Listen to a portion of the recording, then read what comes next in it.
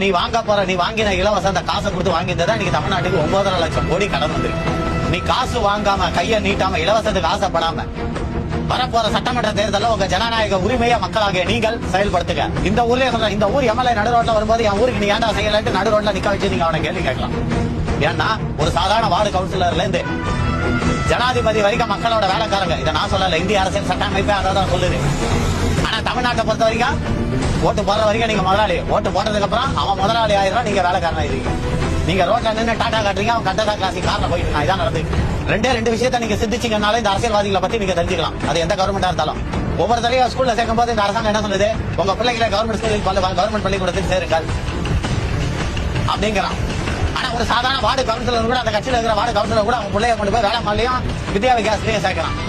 என்ன காரணம் இது வரைக்கும் அவனுங்களை கேளுங்க, சொல்றானுங்களா பாப்போம். கவர்மெண்ட் ஆஸ்பத்திரிக்கு போங்கன்றார். இப்ப கூட சமீபத்தில் கிண்டியில அப்பா பேர் ஒரு ஆஸ்பத்திரி கட்டினாரு. நம்ம திராவிட மாடலா ஆட்சி நடத்துற தலைவர், உயர்தர உலக தரம் வாய்ந்த சிறப்பு மருத்துவமனைனாரு. ஆனா 4 நாள்ல அவருக்கு உடம்பு சரியில்லாம போச்சு. அவர் போய் எங்க படுத்துக்கிட்டாரு தெரியுமா? அப்போலோ. ஏன்?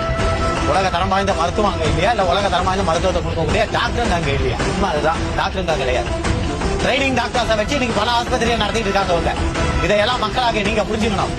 நீங்க அந்த 2000 ஓட்டுக்கு வாங்குறது தான் உங்களுக்கு தெரியும். ஆனா அதுக்கு பின்னாடி இவங்க எவ்வளவு கொள்ளை அடிக்கிறாங்கன்றது உங்களுக்கு தெரியாது.